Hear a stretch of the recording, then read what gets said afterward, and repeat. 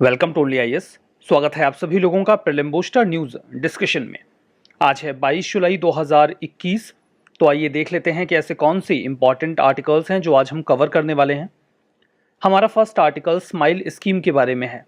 हाल ही में ministry of social justice and employment ने frame किया है स्माइल स्कीम को, जिसका फुल फॉर्म है support for marginalised individuals for livelihood and enterprise scheme.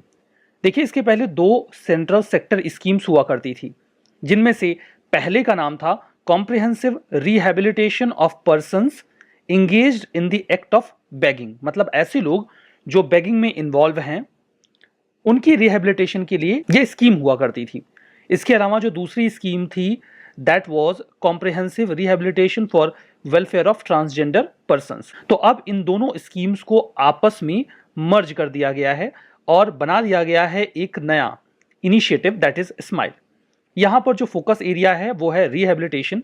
Further medical facilities के प्रोविजंस किए गए हैं, काउंसलिंग की बात की गई है, basic documentation, education, skill development और इकोनॉमिक लिंकेजेस की भी बात स्माइल स्कीम में की गई है।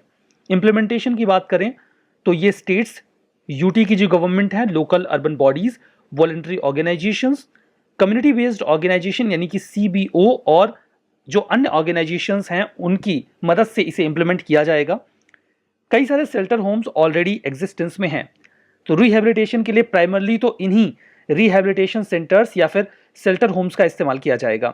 अगर ऐसा महसूस होता है कि और शेल्टर होम्स की आवश्यकता है तो और नए डेडिकेटेड शेल्टर होम्स भी बनाए जाएंगे। ये जो पायलट प्रोजेक्ट है इसे 10 सिटीज में इनिशियल फेज में पायलट प्रोजेक्ट के तौर पर शुरू किया जा रहा है।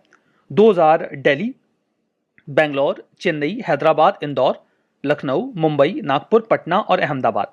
अगर सब कुछ अच्छा रहा तो इसे अन्य शहरों में भी एक्सटेंड कर दिया जाएगा। हमारा नेक्स्ट आर्टिकल एमलेक्स डिवाइस के बारे में है। कोविड-19 की सेकेंड वेव आई तो ऑक्सीजन की कमी खली। जो ऑक्सीजन था उतने से लोगों की आवश्यकता पूरी नहीं हो पा रही थी। कई सारे लोगों ने ऑक्सीजन की कमी की वजह से अपनी जान भी गंवाई। लेकिन अगर आप थोड़ा सा ध्यान दें तो आपको ऐसा महसूस होगा कि एक ऑक्सीजन सिलेंडर में जो ऑक्सीजन होता है उसका हम और ज्यादा इस्तेमाल कर सकते हैं। लाइक एक मास्क ऑक्सीजन कंज्यूम करने के लिए हमारे मुंह पे लगा दिया जाता है, जो कि मुंह और नाक दोनों को कवर करता है। उसमें जो ऑक्सीजन सिलेंडर होता है उससे लगातार ऑक्सीजन की सप्लाई होती रहती है। लेकिन सांस तो हम रुक रुक के लेते हैं ना। हमने सांस लिया तब तो ऑक्सीजन गई, हम सांस छोड़ रहे हैं तब भी ऑक्सीजन सिलेंडर में से आ रही है। सांस लेने और सांस छोड़ने के बीच में एक गैप होता है जिसमें हम कुछ नहीं करते, वो एक प्रोसीजरल टाइम होता है। उसमें भी ऑक्सीजन लगातार आ ही रही होती है। मतलब ऑक्सीजन की सप्लाई तो कंटिन्यूअस है, लेकिन हम ऑक्सीजन इनहेल एक गैप के बाद करते हैं। तो जो कंटिन्यूअस सप्लाई है, वो जो ऑक्सीजन आती है वो वेस्ट हो जाता है, खराब हो जाता है। अगर हम कुछ ऐसा सिस्टम ऑप्ट कर लेते कि ऑक्सीजन की सप्लाई केवल तभी आती जब हम सांस ले रहे हैं, ना कि तब जब हम सांस छोड़ रहे हैं या उसके फ्रैक्शन वाले गैप में। बिल्कुल यही काम करने के लिए एमलेक्स डिवाइस को बनाया गया है। आप समझ गए होंगे। इससे जो मेडिकल ऑक्सीजन सिलेंडर्स हैं, हम इनका इस्तेमाल 3 फोल्ड कर पाएंगे, मतलब इनकी इफिशियंसी 3 गुना बढ़ जाएगी। इसे डेवलप किया गया है Indian Institute of Technology Ropar के द्वारा, और ये इस प्रकार का पहला डिवाइस है। ये ऑक्सीजन रैशनिंग डिवाइस है, मतलब जब आवश्यकता होगी, जितने की आवश्यकता होगी, ये उतना ही ऑक्सीजन देगा। तो यहां पर ऑक्सीजन सिलेंडर है और यहां पर है मास्क जिसमें से सप्लाई आ रही है। इसके बीच में इस डिवाइस को अटैच कर दिया जाएगा। इस डिवाइस में सेंसर्स लगे होंगे जो इस बात को डिटरमाइन करेंगे कि पेशेंट कब ऑक्सीजन की सप्लाई चाहता है, यानी कब वो सांस ले रहा है, कब नहीं ले रहा है। जब वो इनहेल करेगा तो एक टिक की आवाज के साथ एक वॉल्व होगा जो खुलेगा और ऑक्सीजन आएगा। लेकिन जैसे ही वो सांस को छोड़ने लगेगा, वो टिक की आवाज के साथ जो डिवाइस है उसका कैप बंद हो जाएगा, तो ऑक्सीजन की सप्लाई रुक जाएगी। अब इससे यू कैन सी कि लगभग दुगनी इफिशियंसी आ जाएगी, इनफैक्ट दोगुने से ज्यादा। तो वही बात है कि जब हम एक्सेल करेंगे तो ऑक्सीजन नहीं आएगी, केवल इनहेल करते वक्त ही ऑक्सीजन आएगी।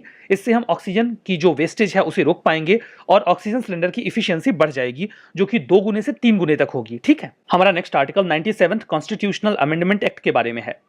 सुप्रीम कोर्ट ने अभी हाल ही में 97th कॉन्स्टिट्यूशनल अमेंडमेंट एक्ट के संबंध में 2013 में जो एक जजमेंट आया था गुजरात के हाई कोर्ट के द्वारा, उसे अपहेल्ड कर दिया है। मतलब उस बात को दोहरा दिया है, यह कह के कि गुजरात हाई कोर्ट ने जो किया था सही किया था। जो गुजरात हाई कोर्ट ने जो किया था वो ये था कि उन्होंने 97th कॉन्स्टिट्यूशनल अमेंडमेंट एक्ट जो 2011 में आया था उसके कुछ प्रावधानों को स्टक डाउन कर दिया था, यानी कि इनवैलिड डिक्लेयर कर दिया था। और अभी इसी बात को अपहेल्ड कर दिया गया है सुप्रीम कोर्ट के द्वारा। देखिए पूरा मामला क्या है। भारत में कई सारी कोऑपरेटिव सोसाइटीज वर्क करती हैं। कोऑपरेटिव सोसाइटीज में बहुत सारा करप्शन हुआ करता था, इनएफिशिएंसी हुआ करती थी। सरकार चाहती थी कि कोऑपरेटिव सोसाइटीज अच्छे से काम करें। फर्दर पैन इंडिया लेवल पे ओवरऑल पूरे भारत में कोऑपरेटिव सोसाइटीज का जो फॉर्मेशन है, स्ट्रक्चर है, वो यूनिफॉर्म हो। इसी उद्देश्य से यहां पर दिसंबर 2011 में पार्लियामेंट में एक अमेंडमेंट एक्ट आया जो कि 97वां संवैधानिक संशोधन अधिनियम था। फरवरी 15 2012 को इसे इंप्लीमेंट कर दिया गया। इस कॉन्स्टिट्यूशनल अमेंडमेंट आने के बाद संविधान में कुछ बदलाव हुए, जैसे कि article 19 clause 1 sub clause C में एक वर्ड जोड़ दिया गया, दैट वाज कोऑपरेटिव्स, मतलब फंडामेंटल राइट में। डीपीएसपी में भी बदलाव करते हुए आर्टिकल 43 में बी जोड़ दिया गया और हमारे कॉन्स्टिट्यूशन में एक नया पार्ट भी जोड़ा गया, दैट वाज पार्ट 9B। ये 3 बदलाव किए गए इस अधिनियम के जरिए। लेकिन जैसे ही ये संशोधन पास हुआ, इंप्लीमेंट हुआ, कई सारे ग्रुप्स ने इसका विरोध शुरू कर दिया। अब भला विरोध किस बात का? मतलब कोऑपरेटिव सोसाइटीज अच्छे से काम करें, ये तो अच्छी बात है ना, फिर इसमें विरोध किस बात का? विरोध इस बात पर था कि हमारे संविधान ने विषयों को बांटा है केंद्र और राज्यों के बीच में। इस लिहाज से 3 लिस्ट बनाई गई है। एक है स्टेट लिस्ट, इसके सब्जेक्ट्स में, इसमें जो भी सब्जेक्ट्स हैं उनमें केवल स्टेट लॉ बनाता है। फिर है यूनियन लिस्ट, इसमें केवल पार्लियामेंट कानून बनाती है। और फिर है कंकरेंट लिस्ट, इस पे सेंट्रल और स्टेट दोनों ही कानून बना सकते हैं। जो कोऑपरेटिव सोसाइटी है ये स्टेट लिस्ट में है। अगर कोऑपरेटिव सोसाइटी स्टेट लिस्ट में है तो फिर पार्लियामेंट कानून कैसे बना रही है? इसी बात को आधार बनाकर इसका विरोध शुरू किया गया। गुजरात हाई कोर्ट में केस गया। उन्होंने कहा कि जो लोग आपत्ति जता रहे हैं वो सही आपत्ति जता रहे हैं। तो उन्होंने पूरे के पूरे कॉन्स्टिट्यूशनल अमेंडमेंट को तो स्टक डाउन नहीं किया, लेकिन उसमें जो प्रावधान कोऑपरेटिव सोसाइटी से जुड़े हुए थे उनको स्टक डाउन कर दिया, इनवैलिड डिक्लेयर कर दिया। जब किसी पूरे अधिनियम, पूरे अमेंडमेंट को नल एंड वाइड ना करके उसके कुछ हिस्से को नल एंड वाइड किया जाता है तो इसे कहा जाता है डॉक्ट्रिन ऑफ सेवरेबिलिटी। सेवरेबिलिटी का इस्तेमाल करके जो विधायिका के द्वारा बनाया गया कोई कानून है उसमें न्यायपालिका यानी कि जुडिशरी उसके कुछ हिस्सों को judiciary null and void declare कर सकती है। तो ऐसा उन्होंने किया। फिर जो यूनियन गवर्नमेंट है वो इस मुद्दे को लेकर गए सुप्रीम कोर्ट में। सुप्रीम कोर्ट ने कहा कि भाई गुजरात हाई कोर्ट ने 2013 में जो कहा था वो सही कहा था। आप आखिर स्टेट लिस्ट में किसी सब्जेक्ट पे कानून क्यों बना रहे हैं? पार्लियामेंट कह रही है कि देखिए हमने कानून भले बना दिया, लेकिन हम ये थोड़ी बोल रहे हैं कि स्टेट कानून नहीं बना सकता। वो बनाए ना, हम उनके कानून बनाने के अधिकार में किसी प्रकार का हस्तक्षेप नहीं कर रहे हैं। हम तो बस ये चाहते हैं कि कोऑपरेटिव सोसाइटीज पूरे देश में यूनिफॉर्म तरीके से काम करें। लेकिन सेंट्रल गवर्नमेंट जो है वो इस बात पर, जो जुडिशरी है वो इस बात पर सहमत नहीं है। देखिए इस संबंध में देखिए एक क्वेश्चन कॉन्स्टिट्यूशनल अमेंडमेंट पे आया था 2017 में, हालांकि वो कोऑपरेटिव सोसाइटीज पे नहीं था। That was on 42nd amendment act. पूछा यह गया था कि डीपीएसपी में क्या ऐड किया गया था इसके जरिए। ऑप्शन थे equal pay for equal work for both and women, men and women, participation of workers in management of industries, right to work, education, public assistance और लिविंग वेज और human condition for work and workers. तो जो सही जवाब है that is B. इसमें DPSP में add किया गया था कि जो इंडस्ट्रीज का मैनेजमेंट है उसमें वर्कर्स का भी पार्टिसिपेशन होगा। So that was answer. हमारा नेक्स्ट आर्टिकल प्रधानमंत्री ग्राम सड़क योजना के बारे में है। अभी minister of state for rural development से प्रश्न पूछा गया था इस योजना के बारे में, तो उन्होंने जवाब ये दिया कि फंड का एलोकेशन राज्यों को इस आधार पर किया जाएगा प्रधानमंत्री सड़क योजना के तहत कि उन्होंने कितना काम हाथ में ले रखा है, कितना उनका खर्चा है और उनके पास कितना अनस्पेंट बैलेंस है। तो उन्होंने जवाब दिया। मुद्दा न्यूज में आया तो डिस्कस कर लेते हैं। सेंट्रल सेक्टर स्कीम है। उद्देश्य ये था कि जो गांव के एरियाज हैं उनको सिंगल ऑल वेदर रोड दिया जाए जिसके माध्यम से वो मुख्य सड़कों से या मेन रोड से जुड़ सकें और कनेक्टिविटी को बेहतर किया जा सके। जो आपको प्रधानमंत्री ग्राम सड़क योजना की सड़कें दिखेंगी उनमें जो माइलस्टोन लगा होता है उनके ऊपर का हिस्सा जो है वो ऑरेंज कलर का होता है। ये आप हमेशा याद रखिएगा। देखिए माइलस्टोन के कलर्स अलग अलग होते हैं। अगर आपको येलो कलर का माइलस्टोन मिले ऊपर का हिस्सा तो वो होता है नेशनल हाईवे। अगर ये कलर आपको ग्रीन मिले तो वो है स्टेट हाईवे। अगर ये कलर आपको ब्लैक, व्हाइट या फिर ब्लू मिले तो मतलब वो किसी सिटी की रोड है या फिर डिस्ट्रिक्ट की रोड है। इसका मतलब ये है कि उसके मेंटेन करने की जिम्मेदारी डिस्ट्रिक्ट या फिर सिटी की है।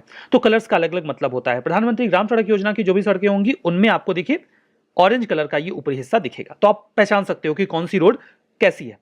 प्रधानमंत्री सड़क योजना का जो सेकंड फेज था वो 2013 में लॉन्च हुआ। 50,000 किलोमीटर की सड़कें बनाई जानी थी। इसमें केवल रूरल रोड्स ही कवर होती हैं, अर्बन रोड्स नहीं। मुद्दा यही है कि हम पॉवर्टी को खत्म करना चाहते हैं, उसके लिए जरूरी है कि वो ज़्यादा कनेक्टेड हो, ज़्यादा एम्पावर्ड हो, तो उन्हें सड़कें तो चाहिए। हमारा नेक्स्ट आर्टिकल आल्प्स पर्वत के बारे में है। ईटीएस टेक्निकल यूनिवर्सिटी जो ज्यूरिख की है स्विट्जरलैंड की, उन्होंने ये कहा कि क्लाइमेट चेंज की वजह से जो स्विट्जरलैंड में आल्प्स पर्वत का इलाका है उसके लैंडस्केप में काफी बदलाव आ गया है।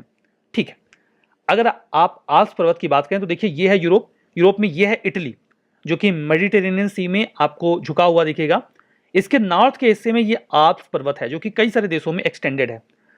तो ये रग्ड रिलीफ और हाई कॉनिकल पीक्स वाला माउंटेन है, यंग फोल्ड माउंटेन है, काफी यंग है, ये बहुत पहले नहीं बना हुआ है। अगर आप जियोलॉजिकल फॉर्मेशन के टाइम के हिसाब से देखेंगे तो ये कई सारे देशों में फैला हुआ है, like France, Italy, Switzerland, Germany, Austria, Slovenia, Croatia, Bosnia, Herzegovina, Montenegro, Serbia, Albania, इन सभी देशों के हिस्से कहीं ना कहीं से टच होते हैं।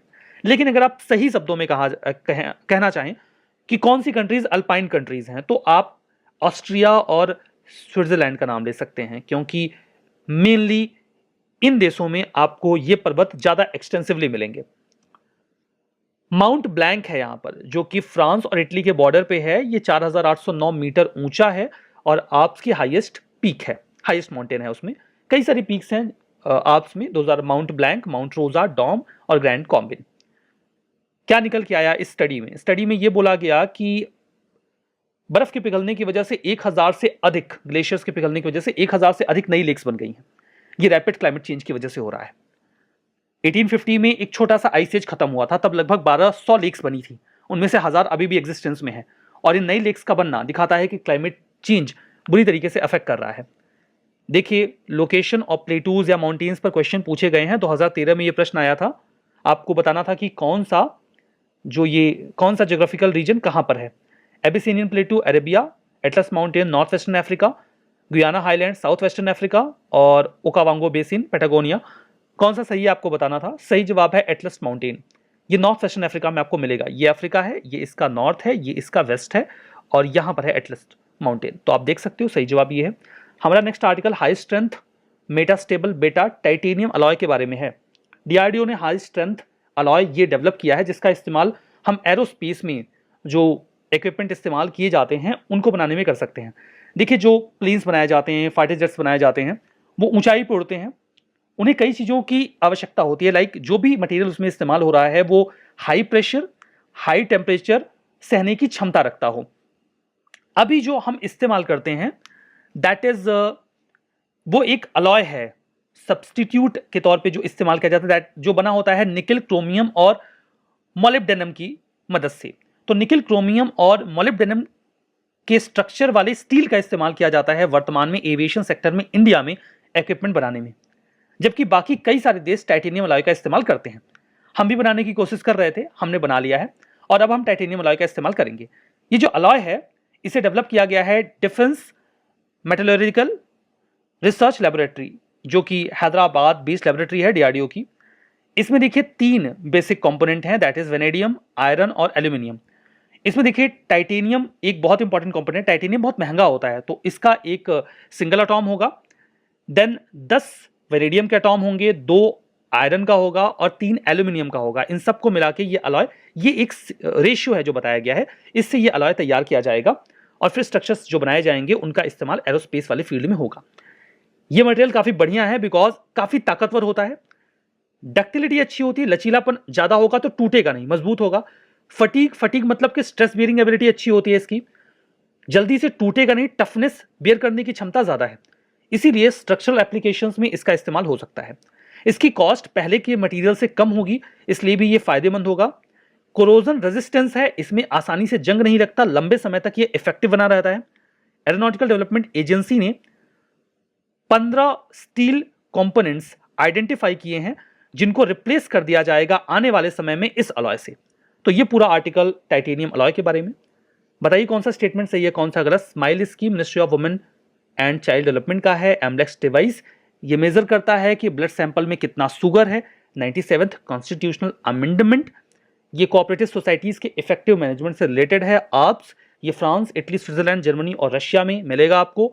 हाई स्ट्रेंथ मेटास्टील बेटा टाइटेनियम अलॉय ये अपनी हाई स्ट्रेंथ डक्टिलिटी, फटीग और फ्रैक्चर टफनेस के लिए ज्यादा जाना जाता है, इसलिए ये अट्रैक्ट करेगा जो भी स्ट्रक्चरल एप्लीकेशंस हैं एयरक्राफ्ट में उनमें। बताइए कौन सा स्टेटमेंट सही है, कौन सा गलत। आज के सेशन में बस इतना ही। बहुत बहुत धन्यवाद।